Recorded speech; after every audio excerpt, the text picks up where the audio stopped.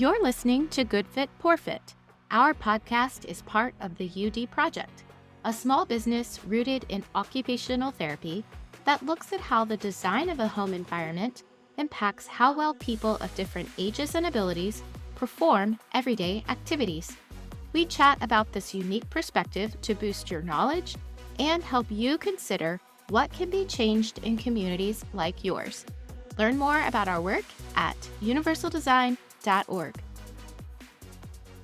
Hi, listeners. Welcome back for another episode of Good Fit, Poor Fit. Today, Sarah and I have OT student Alexis back with us to talk about a hobby that many of us enjoy, indoor gardening. She's going to go through some tips and tricks to make it easier to take care of indoor plants. Thank you again for having me. I personally have many plants, so I thought this would be a fun topic to talk about today.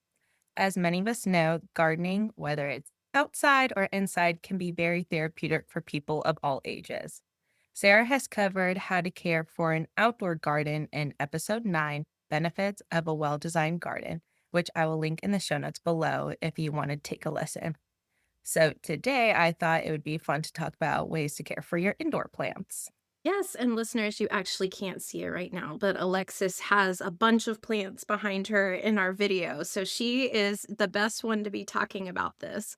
But I am actually kind of a plant novice, and I could definitely use some tips in general. So I'm excited to jump into this topic today because, like with any task that we enjoy, we can break it down into steps and think about ways to make it easier. But before we get into that, I wanted to get into some plant specifics. Alexis, do you have any suggestions on types of plants that are good for a first-time plant parent and why that is the case? Or maybe even some easy herbs that people could use if they want to go that route. Yes, I do. Usually for first-time plant parents, I recommend plants that are easy to take care of. These are ones like snake plants, spider plants, ZZ plants, pothos, or an aloe plant. That's because these plants don't require much attention and are very forgiving. Meaning, if you accidentally forget to water them for 3 weeks or longer, they will be okay. For herbs, I think you can plant any that you use frequently. I always enjoy fresh basil because it can elevate any pasta dish, or you can make your own pesto. Last year, my family and I actually grew cilantro, and that was always delicious to put in some guacamole. If you do decide to grow herbs, you can usually put them all together in one big pot, or you could do multiple separate pots for them. Just make sure that they're getting enough sunlight.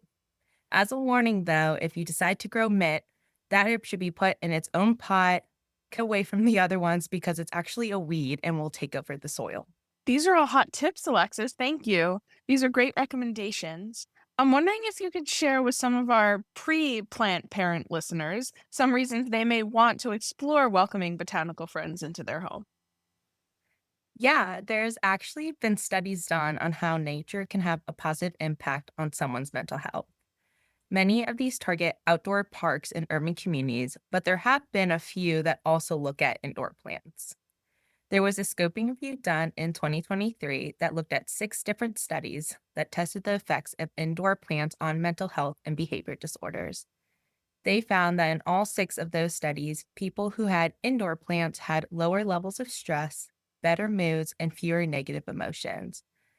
I feel like we've all seen similar effects when people would put eucalyptus in the shower to help relieve congestion or use lavender scented products for the relaxing properties. Sarah or Rebecca, do either of you use essential oils or have any plants in your homes? I actually do, but I love all the research out there that you shared on the health benefits, and that makes me want to add more green into the inside of our home. Yeah, we do use some essential oils and products like lavender or magnesium lotions before bed, and I've found some really good balm to put on my daughter's chest and feet when she's congested. How about you, Rebecca? Do you enjoy essential oils or plants inside your home? The only plant that we periodically have in our home is actually for our cat. She loves to nibble on cat grass as a snack or a dessert. And this is by no means scientific, but I can personally attest to the mental health benefits of having a tiny plant for our tiny cat that makes her very happy. But I digress. Alexis, do you have any good tips for making indoor garden accessible or, dare I say, universally designed? Yes, I do. While indoor plants have many positive effects on a person or a cat in this case, they can be challenging to take care of depending on the size of the plant, how heavy they are, where they are located in the home, and the functional capabilities of a person. There are many ways to make it a good fit for you in your home. Before we get into it, I want to mention that all the products and suggestions listed today will be linked in the show notes below. So that way I don't have to repeat that sentence many times throughout the episode. The first thing that you can do is change where you put your plants. It is most ideal to keep your plants off the ground so you don't have to bend down too far when watering or picking them up. It is also ideal to put them on a lower shelf so that you don't have to reach too high to get to them. Many people who have difficulty with shoulder mobility, visual deficits, or poor balance may find it difficult to water a plant that is on a top shelf or one that is on the floor where they need to bend down to get to it. It is also important to make sure that the space in front of the plant is clear of any obstacles so a person doesn't have to lean over to reach it. It could become a fall risk if a person with poor balance has to reach outside their base of support, or it could be difficult for someone who uses a wheelchair or with other mobility devices to reach around another object to get to their plant. These are really good points and they make sense. Sometimes people just don't think about that, and it's really important. But if you want to tend to them well, you need to be able to reach them. I am sure there are a lot of great setups out there, including tables, shelves, wall mounted planters, hanging pots, and trellises. I bet you could even put really large plants, if you wanted one, on a stand or a cart with wheels so you could move it out of the way if you wanted to do that too. Alexis, do you have any specific suggestions on the types of pots that can be easy to use? There are lots of cute ones out there and even serve different functions. So, when is it best to use one that catches the water? I'm always worried about damaging the surfaces of a piece of furniture by overfilling when I'm watering it. I think it's always best to have something to catch the water under it because I also always end up overfilling. And usually, for most plants, it's great to have pots that have holes in the bottom for that drainage so you don't overwater the soil and put the plant at risk for root rot. I don't know. I guess I'll go ahead and talk about different pot options. I would say some of the best things to do is to use a plastic pot over one that is terracotta or ceramic.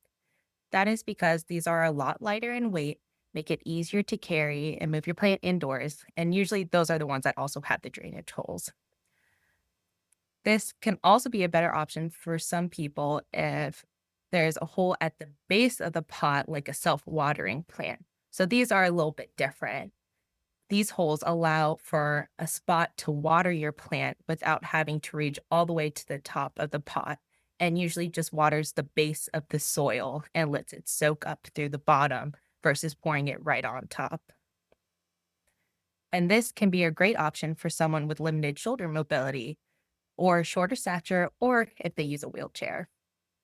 With this type of pot, you don't have to reach as high to water your plants. And depending on the opacity of the pot, you can see how much water is actually getting into the base of the plant. So you don't have to worry about that spillage over the edge and having to clean it up after. Thankfully, nowadays, many pots actually come with a tray that matches the pot itself. However, if this is not the case, there are many options available out there. The main things you want to look for when finding a tray is for the base to be flat and slightly larger than the base of the pot. It is also best if the sides are raised so that the water doesn't spill over the edge of the tray. I usually get the clear plastic ones that come in a big pack because I think you get a little bit more bang for your buck. However, there are many options that are more aesthetic. This all definitely makes sense, Alexis. And I love the shout out specifically about getting pots with holes in the bottom.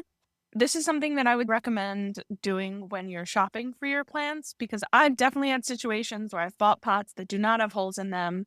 And then I have to drill them myself, which is too laborious a task for most. So I think that in particular is a great shout and also prevents us from having to lift up really heavy pots or tilt them over to drain any excess water, which is also really good for safety.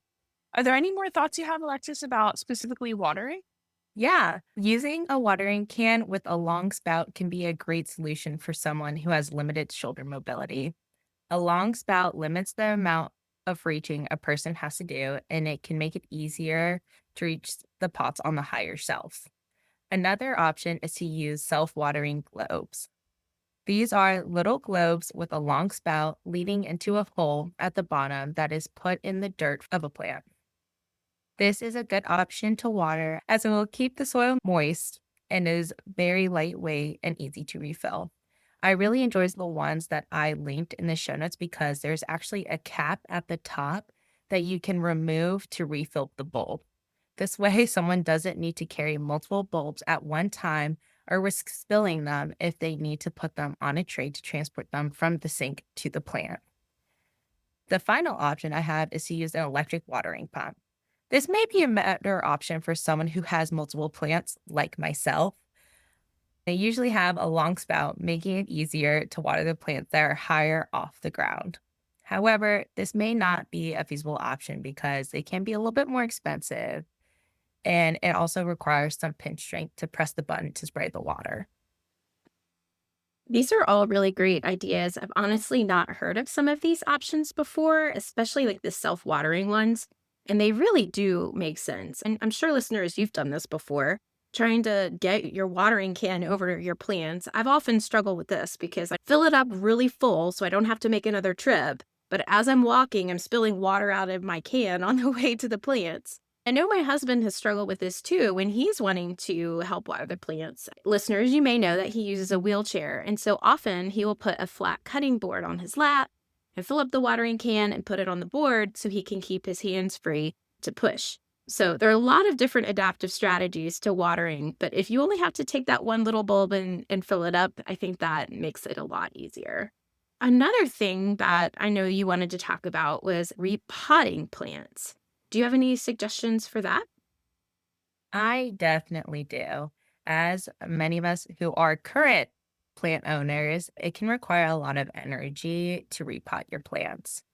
One way to conserve energy while doing this is to repot them while sitting at a table. This way, you have a stable surface and it reduces the task of balancing when standing to repot your plants.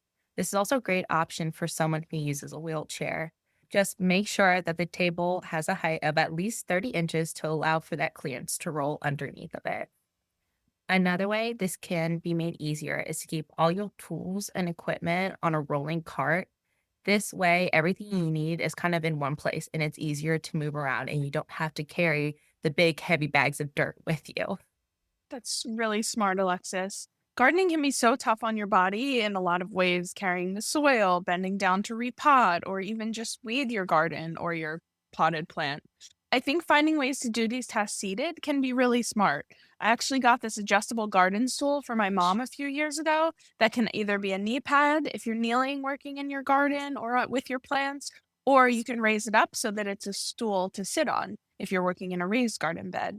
And I love this because it's flexible. And as listeners know, we love flexibility when we're talking about universal design. Are there any other good tool recommendations you have, Alexis? Yes, there definitely are. And my sisters and I actually got that same kind of stool for my mom for Mother's Day last year because my mom really likes to garden outside and have fresh vegetables in the summer.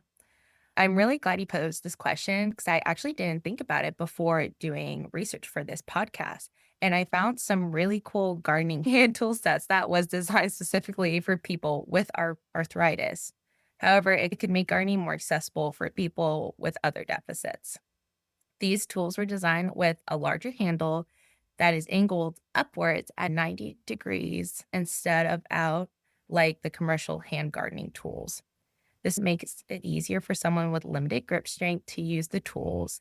And the upward angle of the handle allows the users to sustain a neutral rest while using the tools and reducing strain. There's another product that I found where the handle is actually curved instead of at that 90-degree upward angle and is designed to have the same benefits. It sounds like some of these home improvement places need to have a tester to be able to test all of these tools to see which one fits your hand the best. Kind of like Costco when you go in and taste all of their food. But anyway, I do know in previous episodes that we've talked about natural light as being helpful for our mental health in general. And we also know that's helpful for plants too. So, Alexis, I'm going to have to do this to you when I ask the question, but can you shed some light on how to creatively add light to plants when there's not a lot of natural light? Yes, I could definitely shed some light when there's not a lot of natural light.